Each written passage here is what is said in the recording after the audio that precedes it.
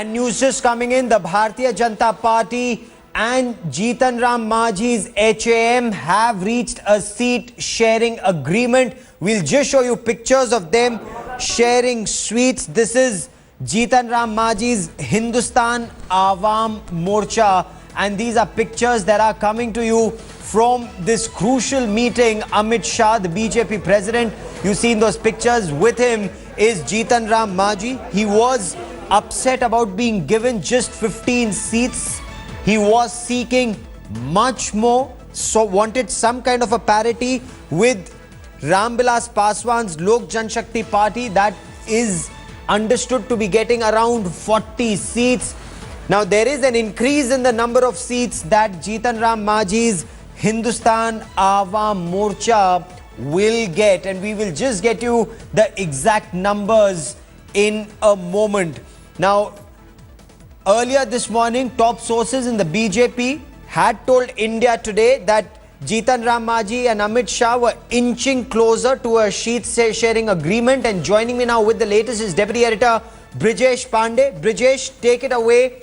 What was agreed at this meeting? Well, the exact contours of the deal which has been brokered between BJP and Jitan Mnajhi is not known. But one thing is for sure that they have sealed a seat-sharing agreement between the two. In the last 48 hours, you know, both Jitan Mnajhi was blowing hot and cold with the BJP and almost virtually rejecting any seat-sharing agreement which was put forward by the BJP. But this morning, when Jitan Mnajhi came to BJP President Amit Shah's residence, it was very clear that the HAM has softened stand vis-a-vis the number of seats it was demanding from the BJP. And when Amit Shah, you know, offered him as many seats, he immediately agreed to it. The exact number of seats will be known, I think, in another 15-20 minutes. But the good news for the BJP is that they have finally managed to arrive at a proper seat-sharing agreement with the HAM. Gaurav? Okay. Now, he wanted something closer to 40 that the Lok Janshakti Party appears to be getting. The BJP was inclined to give him a little more, perhaps between 20 and 25. What are your sources telling you, Brijesh? Well, yeah, initially that was all part of political haggling, Gaurav, when they were demanding 40 seats akin to what LJP was getting, because, you know, it was next to impossible for the BJP to dish out 82 seats to LJP and Jitan Mnajhi. But the fact is, what we have been told is that they have reached to an agreement of somewhere around 20 seats, plus two of his MLAs being fighting on Yes. this particular... on the BJP ticket. Stay with me for a moment, Brijesh. Let me also bring in consultant editor Rajdeep Sardesai for more on this. Rajdeep, what do you make of this sweet sharing, even though the seat sharing is still not clear? Look, I think, Gaurav, it's been a done deal for a while, despite all the last-minute adjustments, that eventually Jitan Mnajhi has no option but to go along with the BJP. Clearly, fighting on his own was not an option for him. And importantly, even for the BJP, to have Jitan Mnajhi on its side is important. The critical, One of the critical votes that the BJP is looking for in this election is the Mahadalit vote. And I think Jitan Mnajhi, in that sense, was a prize catch for the BJP. So yes, there was haggling over about 5 to 10 seats, but it is almost inevitable that Jitan Mnajhi would be part of the larger BJP fold. The question, of course, is how does all this work on the ground? If Jitan Mnajhi doesn't get the number of seats that he wants, if Mr. Paswan were not to get the number of seats that he wants, would there be a friction on the ground? You can expect a number of rebel candidates, and this is not just true of the NDA-led alliance, of the BJP-led alliance, but all parties, to have a number of rebel candidates across the state, because alliances have changed so dramatically in the last 5 years. But the fact that the two sides are exchanging sweets is clearly evidence that they've decided to go along with each other. It's only now a question of 5 to 10 seats which are critical and which will perhaps be decided sometime today in any case, because the BJP Central Election Committee is planning to meet as early as tomorrow. So, Rajdeep, the way it appears, BJP perhaps to contest around 160 of these 243 seats, give more or less, give or take a couple seats, 25 to RLSP, around 40 to LJP. Is that how it pans out? And what does this mean then for the rebels of this alliance? As you gave, let us assume that there are 82 to 83 seats which are given to these allies. If you are giving 25 to the RLSP of Upendra Kushwaha, if you are giving around 42 to the Ramvilas Paswan's Lok Jan Shakti, then that leaves about 10 to 15 for the hum of Mr. Jitan Ram Manjhi. Yes. Now, the fact is that Mr. Manjhi effectively, therefore, is a very marginal player. Naturally, as a former chief minister, he perhaps has a larger-than-life image of himself. But he has to reconcile. Having taken the leap of faith, he had no choice. I think it's clear that the BJP believes that the larger the alliance, the wider the alliance, as in the 2014 election, the better the chance that they have. So even if it means contesting fewer seats, that doesn't trouble them too much. Remember, last time also, at the end of the day, the BJP contested 102 seats only in Bihar, 191. There are large pockets of Bihar where the BJP has never won seats. So even 160 represents some kind of a quantum jump from a BJP perspective as well. So they are in a better position in that sense to part with seats with allies, looking at the strengths that these allies and what the allies bring to the table. Rajdeep, stay with me for a moment. I also want to bring in our executive editor, Javed Ansari, for more on this. Javed, given the number of seats, the commitment of having some of those MLAs who owe their allegiance to Jitan Ram Manjhi to contest on the BJP ticket, does that also become a sweetener in this situation? While they may be sharing sweets just as yet, the sheets sharing is still not clear, Javed. Yes, indeed it is. I mean, this was a formula which has been in the works for a while because the BJP wants to contest the largest number of seats. They would ideally want a government. They would want a government based on their numbers alone, with, of course, the support of the allies, something like what pertains at the center. And that's why they've managed to prevail upon Mr. Jitan Ram Manjhi. They would accommodate some of his aspirants, some of his candidates. They will contest on BJP tickets. Now, once this is a double whammy, because even if at some late stage, say if Mr. Jitan Ram Manjhi has a change of heart, at least the MLAs will find some of the MLAs who win and who contest and win on BJP ticket will have will find it very difficult to go with Jitan Ram Manjhi, because they will, after all, owe their membership to the BJP. Right. Javed, stay with me. With me is Brijesh Pandey once again. And Brijesh, a situation like this is all well between Ramvilas Paswan and Jitan Ram Manjhi, given the disparity in the number of seats the two are getting?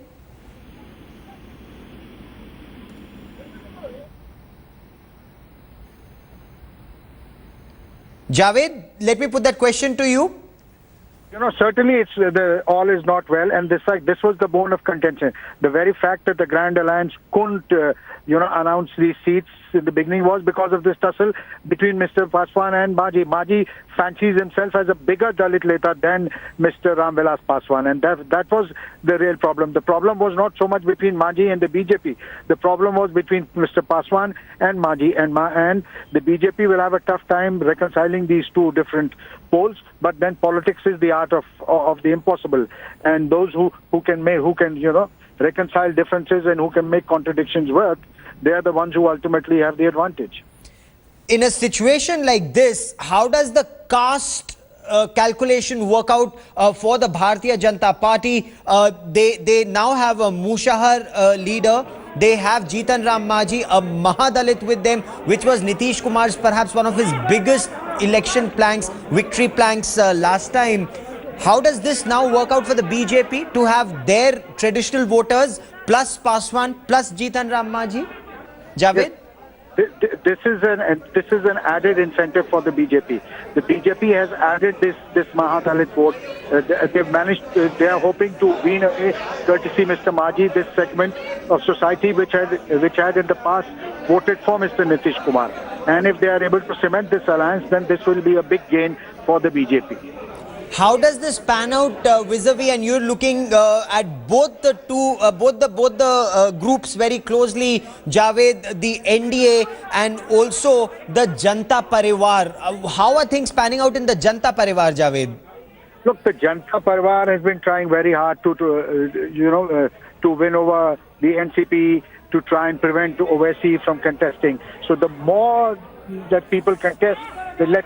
Janta Parivar would want it to be a straight choice between itself and the NDA. That, unfortunately, from their point of view, has not happened. They failed in dissuading Owaisi from contesting.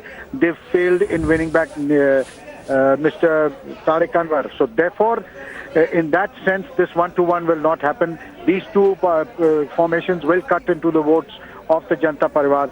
So as things stand on paper, the advantage appears to be with the NDA. How it pans out once the rubber hits the road, we will only know once the election results are out. But for now, it's advantage NDA. But Javed, the rebel factor and the clarity in this situation will only be there once candidates are announced, because only then will we know how many rebels are there from each party and each group, Javed.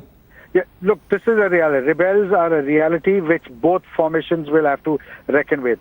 In the case of the Janta Parivar, because both these parties had contested a larger number of seats, they've had to forego a large amount of seats to accommodate allies, to accommodate each other. Therefore, there is that chance of more rebels contesting from the other side. But nonetheless, from the BJP itself and from Mr. Paswan's group, there will be a lot of aspirants, because everybody feels that this is a time where, they fancy their chances. So there'll be a lot of freelancers, there'll be a lot of disgruntled elements, there'll be a lot of people who want to settle scores just to prove their point. So this is going to make for a heady mix. How this plays out, everything will also depend on the candidates that you choose. And this is where the real test, the real skill of the political managers of both formations will come into play. Javed, stay with me. Brijesh Pandey is standing by at BJP President Amit Shah's residence, and he joins us with the latest. Brijesh, while BJP will hold an official press conference around 1 to give out details, you've been speaking to your sources. How are numbers panning out? 15 was what BJP had offered HAM. How much is Jitan Ram Manjhi actually likely to get? Well, the demand of Jitan Ram Manjhi was 25 seats in all by HAM, but there was a section of HAM which had kind of agreed to the fact that if BJP gives HAM 20 seats and the rest 5 of the candidates are willing to contest on BJP symbol, then they are fine with it. Till late last night and early morning, HAM was very clear that they would settle for no seats, no less than 25. But it seems that this back channel talks which have been going on for the last 72 hours clearly bore fruit when today at around 10 Jitan Ram Manjhi entered Amit Shah's residence, which was a clear indicator of softening of its stand. What we are expecting is seats somewhere in the range of 20, but we do not know for sure, because both sides are extremely tight-lipped as of now, and such was the rush for Jitan Ram Manjhi to get out of the question of prying reporters that Gaurav, immediately the second he crossed 2 meters from the residence of Amit Shah, BJP President Amit Shah, his car banged into another car, met with an accident, and then he has to change his car and get away from the scene. So both sides as of now, Gaurav, are extremely tight-lipped, but what we are given to understand is that the seat sharing will be something which is acceptable to BJP and also acceptable to HAM, which looks like in the range of 18 to 20 seats given to Hindustani Awam Morcha's President BJP, Morcha's President Jitan Ram Manjhi. Gaurav? We're looking at those pictures of that car crash. Nothing serious, I hope? Nobody injured? Well, nobody is injured, but the gentleman whose car, Manjhi's car, rammed into, had a portion of his car has been badly damaged, but fortunately, no injury was caused to the driver of the car. Gaurav? Okay. Now, when we talk about approximately around 17 to 20 seats that Jitan Ram Manjhi is likely to get, that's what sources are saying. Does this include the independent MLAs owing allegiance to Jitan Ram Manjhi in the outgoing assembly and those who contest on the BJP ticket, or does this exclude them? Well, if it is anything between 17 to 20, then definitely it will exclude the candidates who are willing to fight on BJP symbol. But Gaurav, I would want to make one thing very clear, that 48 to 56 hours before, day before yesterday, Jitan Ram Manjhi had come to meet BJP President Amit Shah. All seat sharing agreement was finalized between them. He had agreed for 15 seats, and he was not even looking for more than that. He had agreed for a 15 plus 5, in which 5 candidates were supposed to fight on the symbol of the BJP. After meeting the BJP party president, we were told by almost the top leadership of the BJP that there is going to be a press conference at 6:30 and all the seat sharing has been finalized. But when Jitan Ram Manjhi reached Bihar Nivas and he came to know that LJP is getting 41, this is exactly where and when the trouble for the BJP started unraveling. And Jitan Ram Manjhi then took this initial stance of that he will not settle for anything less than 41. But BJP knew that it was a kind of political haggling, and later on, as of now, what we have been told that they are willing to settle, that they have settled for seats somewhere around 20 plus or minus 1 or 2. Gaurav? Stay with me for a moment, Brijesh. Javed Ansari, our executive editor, still with me on the broadcast. Javed, you and I were talking about the Asaduddin Owaisi factor. Tell me a little more how Asad Owaisi can impact these elections. Look, Asaduddin Owaisi has, over the year after the 2014 elections, he's emerged as a rallying point, especially for the youth amongst the minority Muslim community. And therefore, Asaduddin Owaisi may or may not be able to win too many seats, but he still has the potential of cutting into votes. And all the votes that he will cut into will be the so-called secular vote that would otherwise have gone to the Janta Parvar. Mr. Asaduddin Owaisi, given the kind of politics and personality that he has, also becomes a rallying point for forces opposed to him. So this might end up polarizing the situation, something which the likes of Nitish and Lalu have been trying very assiduously to avoid. They don't want this to be a repeat of the 2014 elections, where this becomes a highly polarized election on communal lines. They want to avoid that. Now, when a figure like Asaduddin Owaisi enters the fray, there is this potential of this turning into turning into a polarized election, and therein lies the disadvantage to those who are opposing the BJP. Now, Javed, from what sources are saying, there's a lot of back channel happening where efforts are being made to persuade Asaduddin Owaisi to stay away. What impact, if at all, is that having? Look, these back channel contacts have been on from both sides. We saw back channel contacts till about half an hour ago, and they've borne fruit as far as NDA's ability to stitch up its alliance is concerned. So therefore, if the Janta Parvar is doing it, it's not surprising. But the fact is that this has been ongoing for several days, and it hasn't borne fruit. Mr. Asaduddin Owaisi has gone and announced that he will be contesting albeit only from in the Simanchal region. Now, perhaps there appears to be somewhat of there's a greater chance of them being able to bring around NCP and Tariq Anwar rather than Asaduddin Owaisi. In politics, there is you can never say no to anything, but at the moment, Asaduddin Owaisi retracting or retracing his steps seems a bit difficult now. Okay, stay with me, Javed. Brijesh, has the BJP reacted, even if unofficially, to Asaduddin Owaisi in Bihar? Well, yes, we have spoken to at least 2 to 3 very senior leaders directly connected to state of affairs in Bihar, and we even went to the extent of asking that doesn't Asaduddin Owaisi looks like favoring BJP a lot by contesting, especially in the area of Simanchal, where there is a sizable population of Muslim, and where he would like to give a major dent to the fortunes of JDU RJD. So they were kind of non-committal. They agreed that yes, entry of Asaduddin Owaisi would help them a bit, but they did not wanted to talk much about them. But the fact of the matter is, Gaurav, is that yes, Asaduddin Owaisi's entry into Seemanchal and his decision to contest seats in Seemanchal will definitely help BJP, because it will only eat into vote bank of JDU and RJD. And other good strategy is that Asaduddin Owaisi is making sure of giving tickets to influential Muslim leaders of those areas.